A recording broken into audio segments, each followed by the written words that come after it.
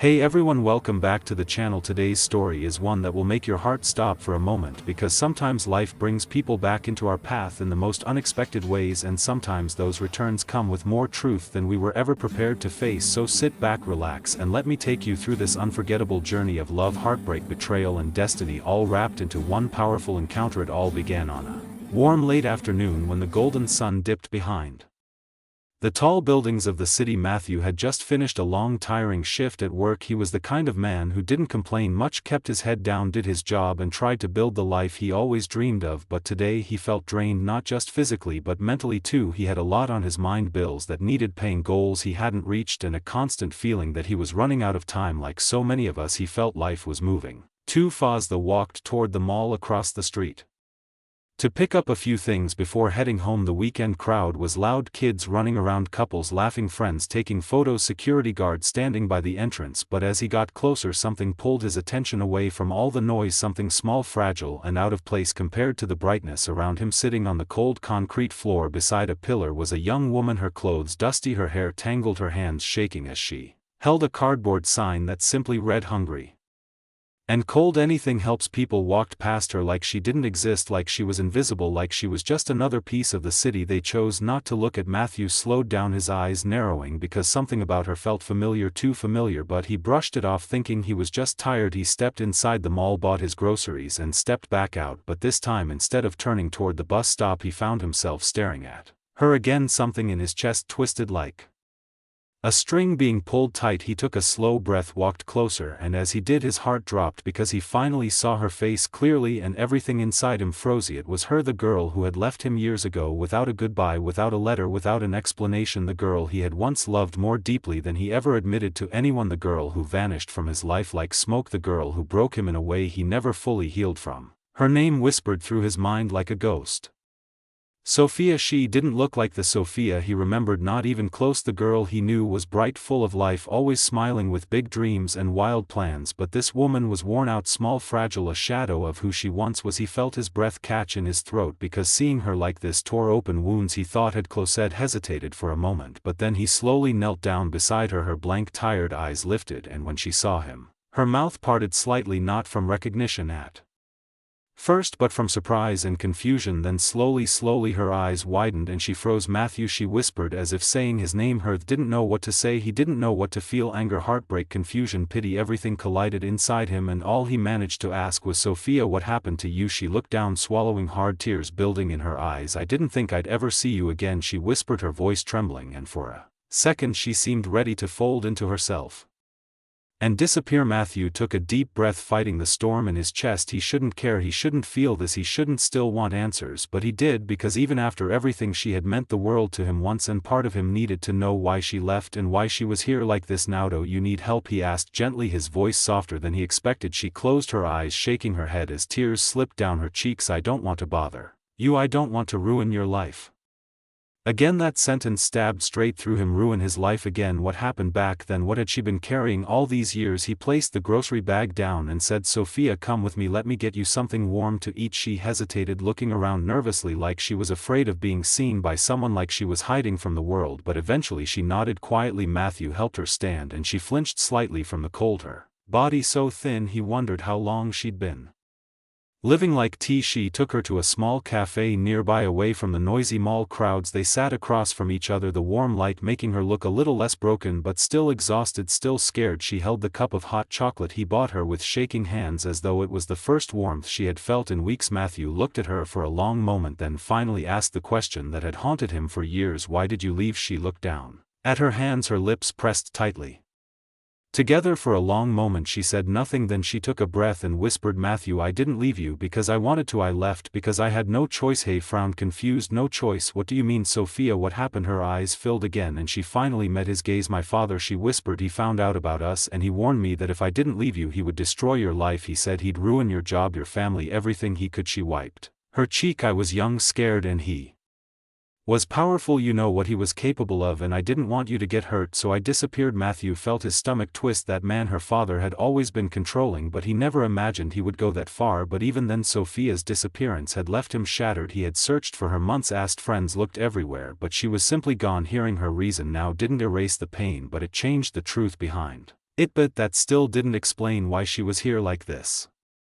Homeless, alone, hungry, so he asked softly, Sophia, what happened after that? Where did you go? Her breath trembled, everything collapsed. She said, I tried to build a life far away, but my father cut me off, took my accounts, shut every door he could. I was left with nothing, and when I tried to come back I found out he had been looking for me to punish me. She swallowed hard, so I ran again and again until I had nowhere left to go. Those heart twisted painfully. As she continued, eventually I ended up here. Trying to survive day by day. I didn't want anyone to recognize me, but today you did. She gave a broken smile. I guess destiny had other plans. She leaned back, overwhelmed by everything she had just revealed. The girl who once had everything was now reduced to this because of fear, control, and running from a life she never wanted. Took a deep breath and said, Sophia, you don't have to be alone anymore. Let me help you. She shook her head quickly. No. Matthew, you don't understand. I can't be near you. I can't drag you into my mess again. My father isn't the only one looking for me now. I owe money to people I shouldn't have gone near. I'm in danger. Anyone near me is in danger. Matthew frowned. Who? Sophia, what kind of people? She looked down. Criminals, she whispered quietly. People who lend money for things no one should. They want it back, and if they find me it won't end well. Suddenly the cafe door opened loudly and both of them jumped. Matthew glanced over, but it was just a couple walking in, nothing unusual, but Sophia looked terrified, trembling like she was expecting someone specific to burst in at any moment. It's okay, he said gently, no one is going to hurt you, not while I'm here. But even as he said that, he wasn't sure what danger truly surrounded her, but destiny was already moving faster than either of them could predict, because the next morning everything would change in a way neither of them saw coming. Matthew couldn't leave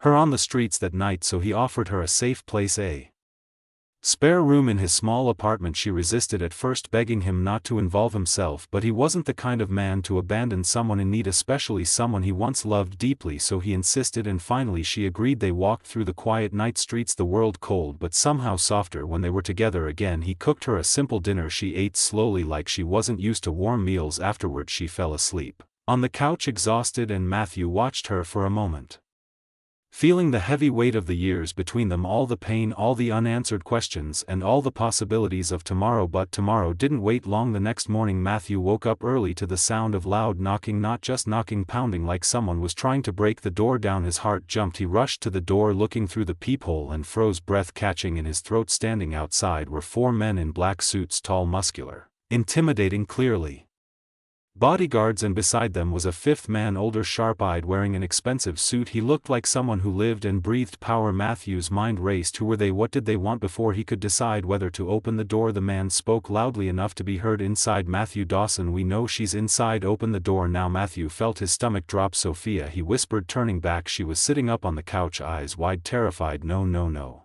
she whispered, barely breathing. Matthew, please don't open it, please. They're here. They found me. He didn't know what to do. Fear clawed at him, but he couldn't ignore the men outside, so he opened the door just a bit, enough to speak. Who are you? What do you want?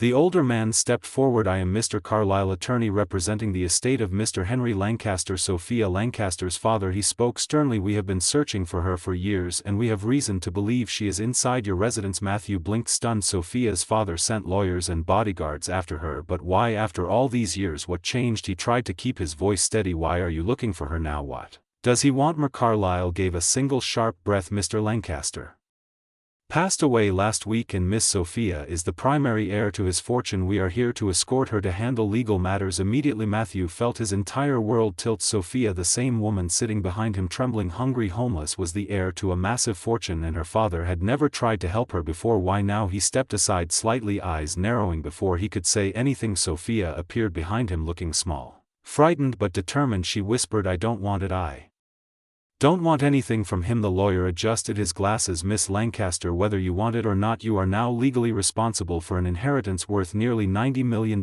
Matthew felt the air leave his lungs. $90 million. Sophia nearly collapsed, but Mr. Carlyle wasn't done, and he left a personal letter for you. Miss Lancaster extended an envelope toward her. Her hands shook as she took it. Slowly she swallowed hard and opened it, reading silently. Matthew watched her face shift.